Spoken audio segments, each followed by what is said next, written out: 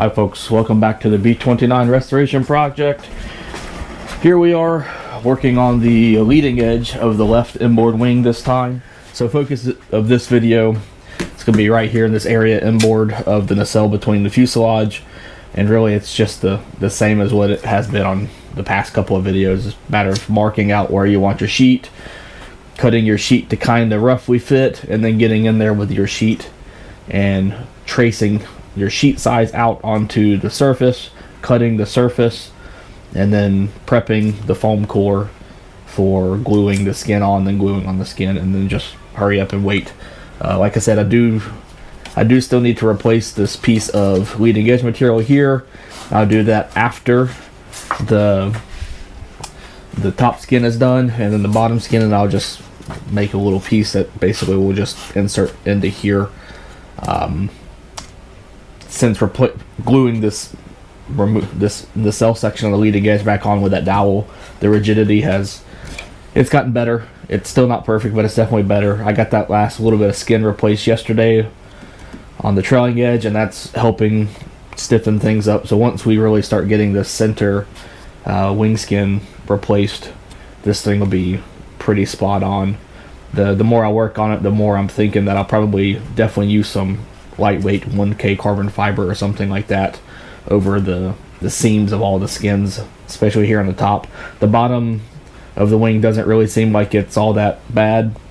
It appears that when this section of the wing broke, it pretty much just peeled the foam off of the bottom wing skin, since the wing skins are basically cut right at this inboard rib where the landing gear structure and everything is. So it seems like the bottom skins might not be too big of a deal. Just got to make sure that they're properly bonded to the foam, and the only way to do that may be to actually remove the wing skins. So we'll see about that when we get the fuselage rolled over and really start kind of doing a better inspection of that area. So for now, I'm going to just get to work.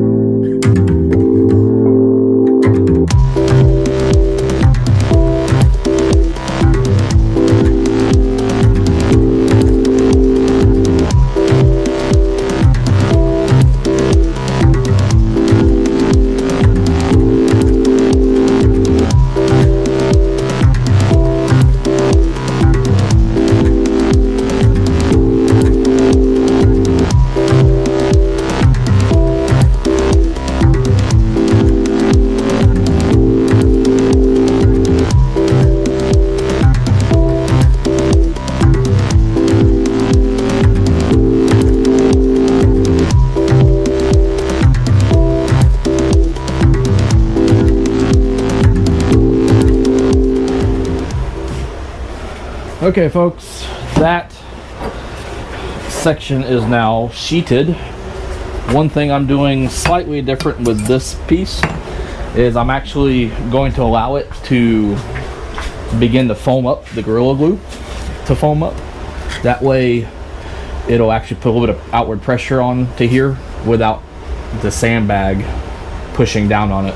The reason why I'm doing that on this side is the foam core is kind of compressed in areas, and because of the glue it's kind of held that spot. I don't know if that was a post crash or pre-crash or a storage after who knows what of what, but I'm going to leave it like that, let it foam up a little bit, and then once I see the foamed Gorilla Glue starting to pop out here at the leading edge, I will put the sandbags on it then, because then the sandbags will help prevent that Gorilla Glue from expanding too much and pushing this further out than I want.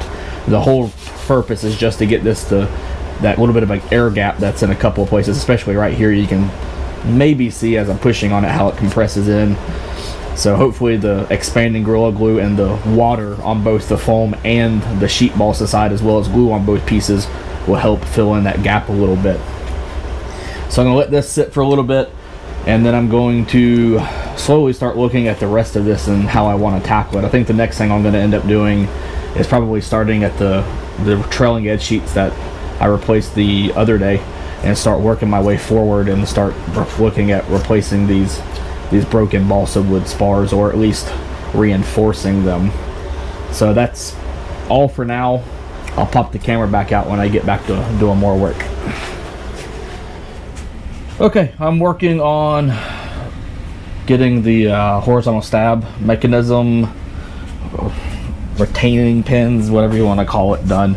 Here on the left side you see I took basically just a couple of 3/4 inch oak dowels, cut them down to about 2 inches long, and then I laced a hole down the center of them, and then here on the root where the actual retaining and alignment pins are going to go, I drilled a hole in the center, and then I drew increasingly larger holes from the front, about 1/2 inch away from the inside surface at root rib for this dowel to go, making sure when I drilled the first one that I kind of hit the center hole. And the reason for this hole was so I would know if I hit it or not.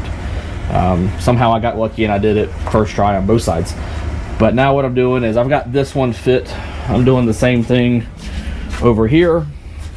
I'm about halfway done with it already.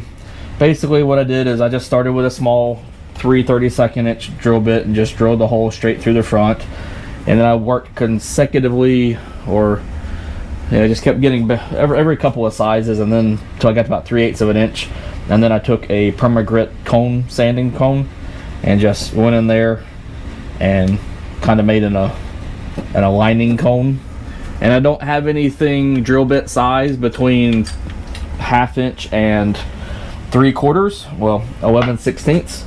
So what I did in order to not destroy this leading edge completely is I put the drill bit in here and I just run it backwards until I get pretty much through the leading edge, and then I'll start turning it the normal way, drilling about 1.5 inches or so inside the horizontal stab.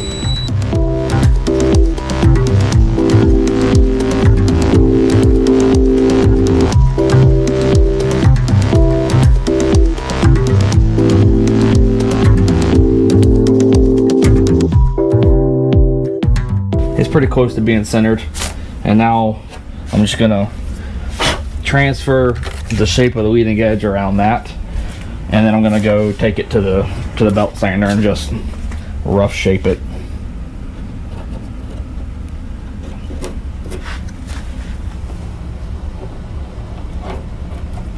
Then once it's rough shapened, I'll epoxy it in there with some 30-minute epoxy or something, high sol or something like that. Whew. And then once all that's done, I'll come in here from the block off rib and I'll drill a 1/2 inch hole straight through it. That way hopefully it will be centered in the dowel, so I'll have a hard point in the front side and the back side to where I can not give it any, or at least minimal effort or minimal opportunity to wear out that dowel and start creating a sloppy fit. So that's pretty much how that's going to go.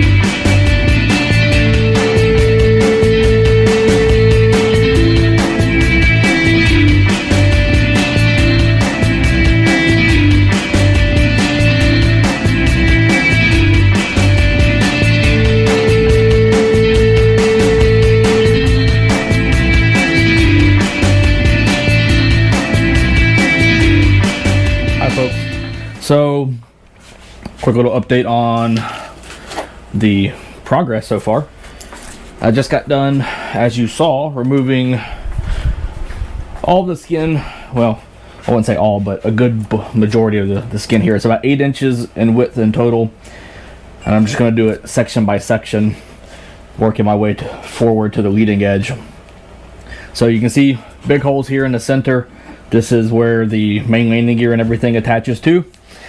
Also makes up the portion of the structure and also some of the firewall mounting structure. The wing tube socket you see here, it goes from the split almost all the way to the foam cutout, or the cutout in the foam core right here. Unfortunately, it's about probably a half of an inch to an inch short.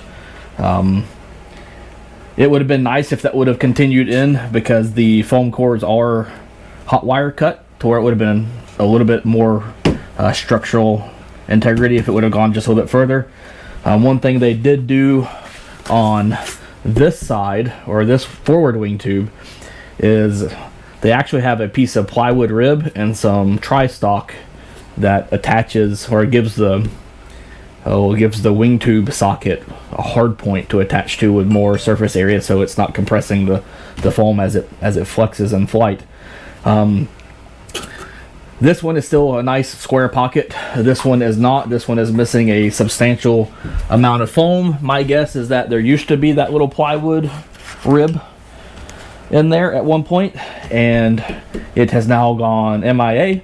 So what I intend to do, so here you can see what I mean by the wing tube socket is just shy of the inboard portion of the wing core, the cutout where they went in there to hot wire cut it, I'm assuming. So my plan, a couple of balsa wood blocks here in the corners, probably going to be 1/2 by 1/2, maybe even 3/4 by 3/4, then a piece of 1/4 inch plywood vertically here to capture this wing tube socket, and also go from the bottom skin up to the top skin to kind of tie it all together. And then once that is done, this whole thing will get resheeted, and we shall be one step closer to being done with the top repairs. Here. Here.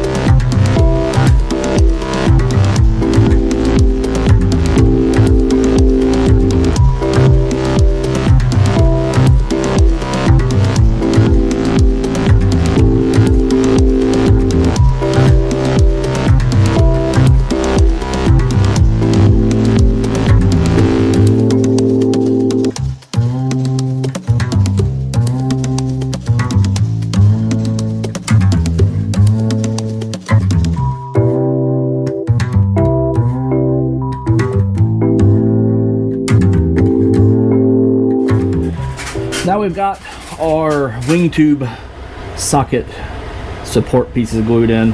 So here the balsa blocks are just they're 3/4 by 1 inch balsa.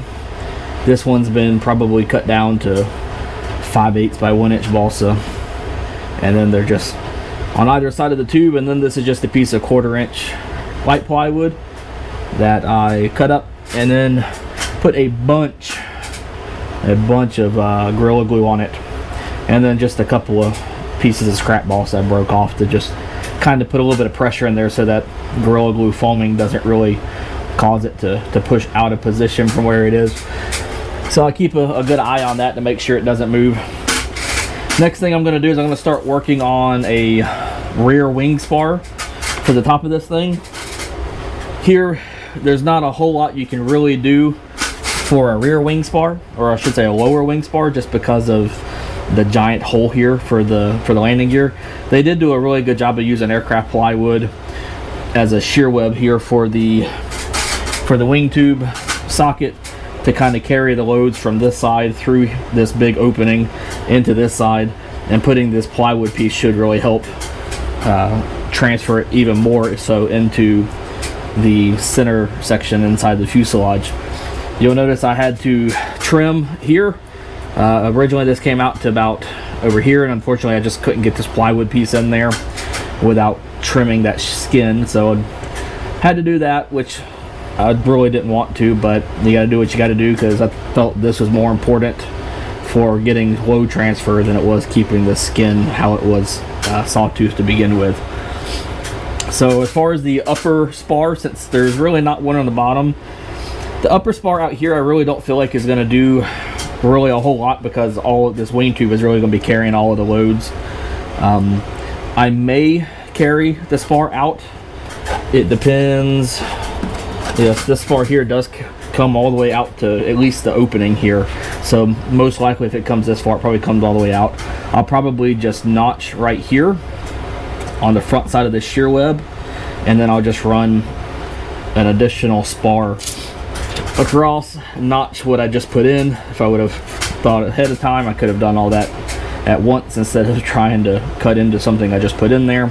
And then I'll try and bore some sort of hole to where it at least goes inside the fuselage a couple of inches.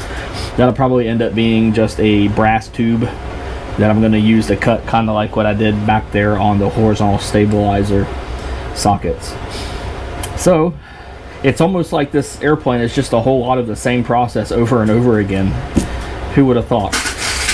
So anyway, that will likely wrap up this particular video. Well, actually, you know what? I'll probably do another one where I'll at least get the spar in and then the skin on, since it won't add a whole lot of time. So anyway, until I get that stuff done, y'all have a good one.